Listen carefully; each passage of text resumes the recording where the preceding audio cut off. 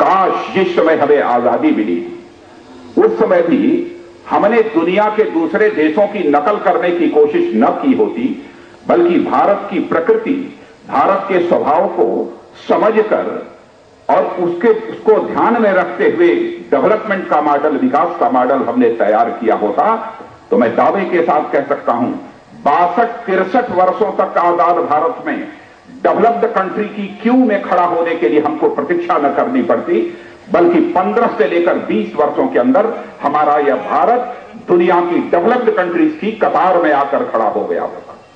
लेकिन आजादी के 63 वर्ष गुजरने के बावजूद आज तक हमारा भारत दुनिया की डेवलप्ड कंट्रीज की क्यू में नहीं खड़ा हो पाया, बल्कि हम दुनिया के गरीब देशों में हमारी गणना की जाती है।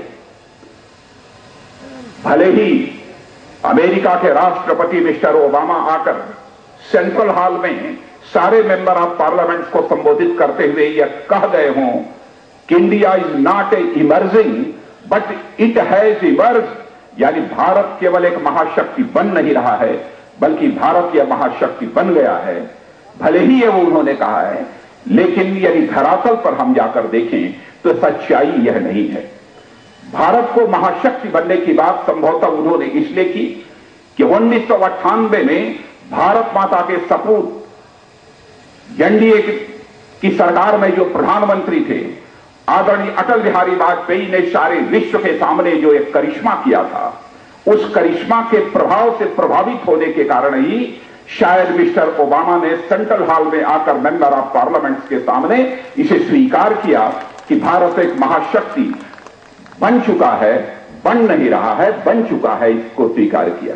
उनके ध्यान में, उनकी जेहन में यह बात आई होगी कि 1998 में सारी दुनिया की बड़ी बड़ी ताकतों का विरोध झेलते हुए, बड़ी बड़ी ताकतों के विरोध की परवाह न करते हुए एक ऐसी शख्सियत भारत की थी जिसने कि भारत में 1998 में पोखरण का विस्फोट कराने में सफलता हासिल की थी। शायद इसलिए उन्होंने भारत को महाशक्ति के रूप में स्वीकार किया है, क्योंकि कोई गरीब देश इस प्रकार का साहस नहीं कर सकता था। भारत के ऊपर इकोनॉमिक सैंक्शन लगा, आर्थिक प्रतिबंध लगा, लेकिन आर्थिक प्रतिबंधों की भी उस समय अटल बिहारी वाजपेयी ने चिंता नहीं की थी। लेकिन हकीकत यह नहीं है, हम खुशफहमी में न रहें कि अमेरिका का राष्ट्रपति आकर कह गया है कि भारत एक महाशक्ति बन गया है, तो हम अपने को एक महाशक्ति के रूप में मान बैठे और इसी खुशफहमी में हम जीते रहें। ऐसा नहीं होना चाहिए। सच्चाई को आज हमें समझने की आवश्यकता है। किसान की हालत दिनों दिन बद से बदतर क्यों होती जा रही है? क्यों नहीं कोई किसान का बेटा पढ़ाई लिखाई करने के बाद खेती के काम को करना पसंद करता है? खेती से वो अपने को क्यों अलग करना चाहता है? इस विषय पर हमें गंभीरतापूर्वक विचार करने की आवश्यकता है। और मैं कहना चाहता हूं, यदि हमने खेती की हालत यदि ऐसी बना दी कि जिस दिन किसान का बेटा भी किसान बनने की बात सोचने लगेगा, उसी दिन मैं दावे के साथ कह सकता हूं कि भारत महाशक्ति बन जाएगा और दुनिया के ताकतवर देशों की कतार में आकर खड़ा हो जाएगा। लेकिन आज का किसान का बेटा चपरासी बनना पसंद करता है, लेकिन किसान का बेटा किसान नहीं बनना चाहता है। यह दुर्गति है किसानों की। किसानों की माली हालत को सुधारने के संबंध में बहुत सारे कमीशंस बने। हमने भी एक फार्मर कमीशन बनाया था, जिसके पहले अध्यक्ष श्री सोमपाल हुआ करते थे। बाद में उसी कमीशन के अध्यक्ष डॉक्टर स्वामीनाथन बने थे। तो उस स्वामीनाथन कमीशन ने भी अपनी बहुत सारी रिकमेंडेशंस गांवों की हालत को सुधारने के लिए और किसानों की हालत को सुधारने के लिए दिए थे। लेकिन यह विडंबना है कि आज तक सरकार ने स्वामीनाथन कमीशन की जो रिपोर्ट है, उसकी जो रिकमेंडेशंस हैं, उस पर गंभीरतापूर्वक विचार ही नहीं किया। इस सरकार के पास समय नहीं है कि किसानों के बारे में जो एक रिपोर्ट आई है, उस रिपोर्ट पर भी हम गंभीरतापूर्वक विचार कर लें।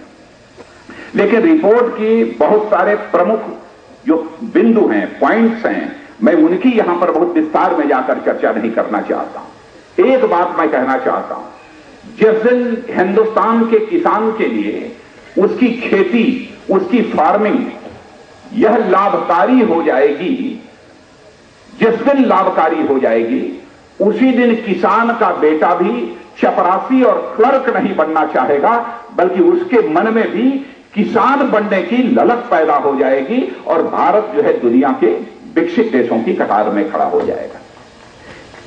प्रश्न यह उठता है कि कैसे उसे लाभकारी बनाया जाए।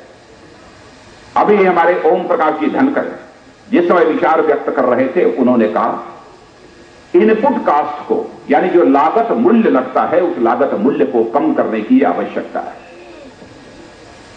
और किसान अपने खेत में उत्पादन करने के लिए जितनी पूंजी लगाना चाहता है अथवा जितनी पूंजी लगनी चाहिए, उतनी पूंजी किसान को सहज और सरल रूप से उपलब्ध हो जाए।